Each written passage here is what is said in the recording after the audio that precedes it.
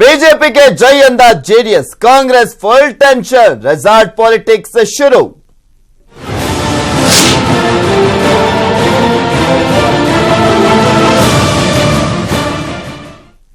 ಮೈಸೂರಿನಲ್ಲಿ resort politics ಶುರುವಾಗ್ತಾ ಇದೆ. ಜೆಡಿಎಸ್ಗೆ ಕಾಂಗ್ರೆಸ್ ನಾಯಕರ ಭಯ ಕಾಡ್ತಾ ಇರುವಂತಹ ಹಿನ್ನೆಲೆಯಲ್ಲಿ ತಮ್ಮ ಸದಸ್ಯರನ್ನ ರಕ್ಷಣೆ ಮಾಡಿಕೊಳ್ಳಿಕ್ಕೋಸ್ಕರ ಇಲ್ಲಿ ಜೆಡಿಎಸ್ ರೆಸಾರ್ಟ್ಗೆ ಶಿಫ್ಟ್ ಮಾಡೋದಕ್ಕೆ ಸಜ್ಜಾಗಿದೆ. ಮೈಸೂರಿನಲ್ಲಿ ರೆಸಾರ್ಟ್ ಪಾಲಿಟಿಕ್ಸ್ ಶುರುವಾಗ್ತಾ ಇದೆ. ಯಾಕೆಂದ್ರೆ ಜೆಡಿಎಸ್ಗೆ ಇಲ್ಲಿ ಪ್ರಮುಖವಾಗಿ ಕಾಡ್ತಾ ಇರೋದು ಕಾಂಗ್ರೆಸ್ ನಾಯಕರ ಭಯವಂತೆ. ಸೊ ಹೀಗಾಗಿ ತಮ್ಮ ಸದಸ್ಯರನ್ನ ರಕ್ಷಣೆ ಮಾಡಿಕೊಳ್ಳೋದಕ್ಕೆ ರೆಸಾರ್ಟ್ಗೆ ಶಿಫ್ಟ್ ಆಗ್ತಾ ಇದ್ದಾರೆ. ರಾಜ್ಯದಲ್ಲಿ ದೋಸ್ತಿ ಮೈಸೂರು ಜಿಲ್ಲಾ ಪಂಚಾಯಿತಿಯಲ್ಲಿ ಮಾತ್ರ ಕುಸ್ತಿ. ಇಲ್ಲಿ ಜೆಡಿಎಸ್ ಕಾಂಗ್ರೆಸ್ ದೂರವಾಗಿದೆ.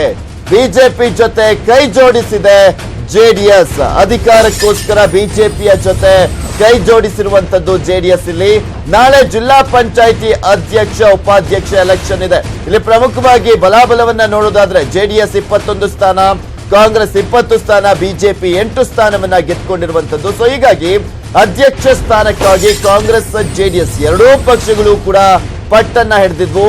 ಆದ್ರೆ ಅಧ್ಯಕ್ಷ ಸ್ಥಾನವನ್ನ ಬಿಟ್ಟು ಕೊಡೋದಕ್ಕೆ ಜೆಡಿಎಸ್ ನಕಾರವನ್ನ ವ್ಯಕ್ತಪಡಿಸಿದೆ ಕೈ ನಾಯಕರಿಗೆ. ಬಿಜೆಪಿ ಜೊತೆ ಮತ್ತೆ ಕೈ ಜೋಡಿಸಲು ಜೆಡಿಎಸ್ ನಿರ್ಧಾರವನ್ನ ಮಾಡಿರುವಂತದ್ದು. ಜೆಡಿಎಸ್ ಸದಸ್ಯರು ರೆಸಾರ್ಟ್ಗೆ ಶಿಫ್ಟ್ ಆಗುವ ಸಾಧ್ಯತೆ ಇದೆ. ಯಾಕೆಂದ್ರೆ ಎಲ್ಲಿ ತಮ್ಮ ಸದಸ್ಯರನ್ನ ಕಾಂಗ್ರೆಸ್ ನಾಯಕರು ಸೆಳೆದುಕೊಂಡ್ಬಿಡ್ತಾರೋ ಅನ್ನುವ ಭಯ ಜೆಡಿಎಸ್ಗೆ ಕಾಡ್ತಾ ಇದೆ. ಮೈಸೂರು ಜಿಲ್ಲಾ ಪಂಚಾಯತಿನಲ್ಲಿ ಭಾರತೀಯ ಜನತಾ ಪಕ್ಷ ಮತ್ತು ಜೆಡಿಎಸ್ ಪಕ್ಷ ಒಟ್ಟಾಗಿ ಸೇರಿ ಒಂದು ಅಲ್ಪಸಂಖ್ಯಾತರ ಮಹಿಳೆ ಮೊದಲನೇ ಬಾರಿಗೆ ಆಗಬೇಕು. ಇವರು 30 ತಿಂಗಳು ಅವ್ರು 30 ತಿಂಗಳು ಅಂತೇಳಿ ನಾವು ಏನು ತೀರ್ಮಾನ ಮಾಡಿದ್ವಿ. ಅದರ ಪ್ರಕಾರ ಜಿಲ್ಲಾ ಪಂಚಾಯತಿ ಆಡಳಿತ ನಡೆಸ್ತಾ ಇದೆ. ಭಾರತೀಯ ಜನತಾ ಪಕ್ಷಕ್ಕೆ ಉಪಾಧ್ಯಕ್ಷ ಸ್ಥಾನ ಕೊಟ್ಟಿದ್ವಿ. ಅವರು ಉಪಾಧ್ಯಕ್ಷರು ಮಾಡೋದು, ದಳದಲ್ಲಿ ಅಧ್ಯಕ್ಷ ಮಾಡ್ಕೊಂಡು ಹೋಗೋದು ಅಂತೇಳಿ ತೀರ್ಮಾನ ಆಗಿ ಅದರಂತೆ ನಡ್ಕೊಂಡು ಹೋಗ್ತಾ ಇದೆ. ನಮ್ಮೆಲ್ಲ ಜಿಲ್ಲಾ ಪಂಚಾಯತಿ ಮೆಂಬರ್ಗಳು, ಪಕ್ಷದವರು, ಅಧ್ಯಕ್ಷರುಗಳು ಒಟ್ಟಿಗೆ ಸೇರಿದಾಗ ನಾವು ಅಭಿಪ್ರಾಯವನ್ನು ಕೇಳಿದ್ವಿ, ಸದಸ್ಯರುಗಳ ಅಭಿಪ್ರಾಯವನ್ನು. ಅವರು ಇಲ್ಲ, ನಮ್ಗೆ ಒಪ್ಪಂದ ಆಗಿದೆ, ನಾವು BJP ಈ ಬಾರಿ ನಮ್ಮ ಅವಧಿ ಇರೋವರೆಗೆ ನಾವು BJP ಜೊತೆನೇ ಇರ್ತೀವಿ, ನಾವು ಕಾಂಗ್ರೆಸ್ ಜೊತೆ ನಾವು ಹೋಗಲ್ಲ ಅಂತಕ್ಕಂಥ ವಿಚಾರವನ್ನು ಎಲ್ಲ ಸದಸ್ಯರುಗಳು ಒಕ್ಕೊರಲಿನಿಂದ ಅವ್ರು ಹೇಳಿದರು. ಹಂಗಾಗಿ ಅವರೆಲ್ಲರೂ ಕೂಡ ನಾವು BJP ಜೊತೆ ಹೋಗಬೇಕು ಅಂತಲೇ ತೀರ್ಮಾನ ತಗೊಂಡಿದ್ದಾರೆ ಸದಸ್ಯರು. ರಾಜ್ಯದ ರಾಷ್ಟ್ರೀಯ ನಾಯಕರುಗಳು ಸಮ್ಮಿಶ್ರ ಸರ್ಕಾರ ಇರೋದು ನಾವೆಲ್ಲರೂ ಕೆಲಸ ಮಾಡ್ತಾಯಿದ್ದೀವಿ.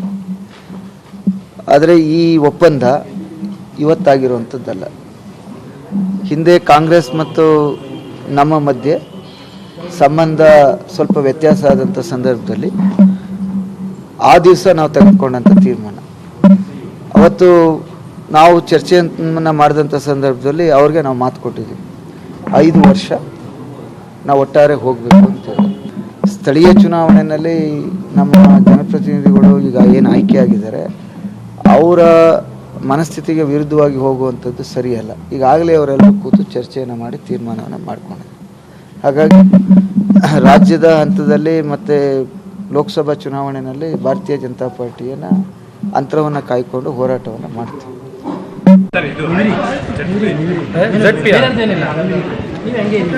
ಅದು ಹಳೆ ಸಂಬಂಧ ಮುಂದುವರಿತಾ ಇದೆ.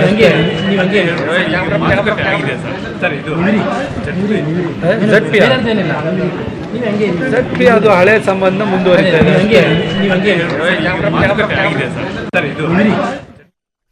ಇದೆಲ್ಲದ್ರ ಬಗ್ಗೆ ಅಪ್ಡೇಟ್ಸ್ ಅನ್ನ ನೀಡ್ತಾರೆ ನಮ್ಮ ಪ್ರತಿನಿಧಿ ಪುಟ್ಟಪ್ಪ. ನೇರ ಸಂಪರ್ಕದಲ್ಲಿ ಜಾಯ್ನ್ ಆಗ್ತಾ ಇದ್ದಾರೆ. ಎಸ್ ಪುಟ್ಟಪ್ಪ, ಆಪರೇಷನ್ ಕಮಲ ಅನ್ನುವ ವಿಚಾರಕ್ಕೆ ಕಾಂಗ್ರೆಸ್ ಮತ್ತು ಜೆಡಿಎಸ್ ರಾಜ್ಯದಲ್ಲಿ ಬಿಜೆಪಿಗೆ ಎದುರುಕೊಳ್ತಾ ಇದ್ವು.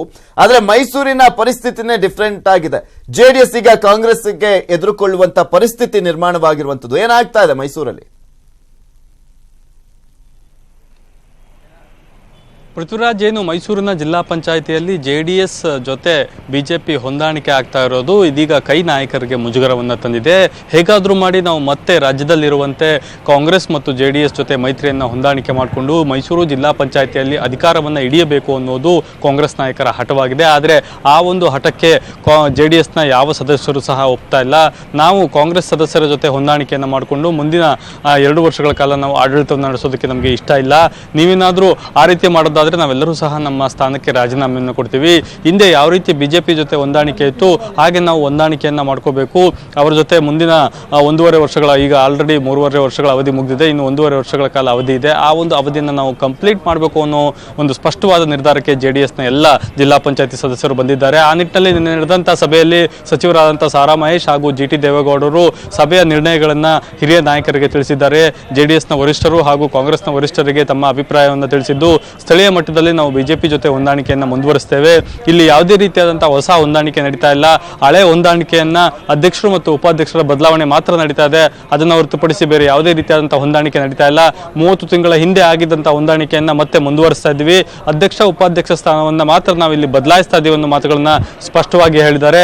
ಈಗಷ್ಟೇ ಹೇಳಿಕೆ ನೀಡಿದಂತಹ ಸಚಿವರಾದಂತಹ GT ದೇವೇಗೌಡ ಹಾಗೂ ಸಾರಾ ಮಹೇಶ್ ಅವರು, ನಾವು ಹಳೆ ಒಪ್ಪಂದವನ್ನ ಮುಂದುವರಿಸ್ತಾ ಇದ್ದೀವಿ, ಅಧ್ಯಕ್ಷರು ಮತ್ತು ಉಪಾಧ್ಯಕ್ಷರ ಬದಲಾವಣೆ ಆಗ್ತಾ ಇದೆ ಅನ್ನೋ ಮಾತುಗಳನ್ನು ಹೇಳಿದ್ರು. ಇದಕ್ಕೆ ಪೂರಕವಾಗಿ ಸಂಸದ ಪ್ರತಾಪ್ ಸಿಂಹ ಅವರು ಸಹ ಅದೇ ಮಾತನ್ನು ಹೇಳಿದ್ರು. ಇಲ್ಲಿ ಅಧ್ಯಕ್ಷ ಮತ್ತು ಉಪಾಧ್ಯಕ್ಷ ಸ್ಥಾನದ ಬದಲಾವಣೆಯನ್ನು ಹೊರತುಪಡಿಸಿದ್ರೆ ಯಾವುದೇ ರೀತಿಯ ಹೊಸ ಮಾತುಕತೆಗಳು ನಡೀತಾ ಇಲ್ಲ. ಈ ಹಿಂದೆ ಆಗಿದ್ದಂತ 30 ತಿಂಗಳ ಒಪ್ಪಂದದಂತೆ ಅಧ್ಯಕ್ಷರು ಮತ್ತು ಉಪಾಧ್ಯಕ್ಷರ ಬದಲಾವಣೆಗಳಷ್ಟೇ ಆಗ್ತಾ ಇದೆ ಮಾತುಗಳನ್ನು ಸ್ಪಷ್ಟವಾಗಿ ಹೇಳಿದ್ರು. ಆ ಮೂಲಕ ಕೈ ನಾಯಕರಿಗೆ ಸ್ಥಳೀಯ ಮಟ್ಟದಲ್ಲಿ JDS ನಾಯಕರು ಕೈ ಕೊಟ್ಟಿದ್ದಾರೆ. ರಾಜ್ಯದಲ್ಲಿ ದೋಸ್ತಿ ಇದ್ರೂ ಸಹ ಇಲ್ಲಿ ಕುಸ್ತಿಯನ್ನ ಆಡ್ಕೊಂಡು ದೋಸ್ತಿಗೆ ಕೈ ಕೊಟ್ಟಿದ್ದಾರೆ ಅಂತ ಹೇಳ್ಬೋದು. Prithviraj. Okay, thank you Puttappa ನಿಮ್ಮೆಲ್ಲ ಮಾಹಿತಿಗಾಗಿ.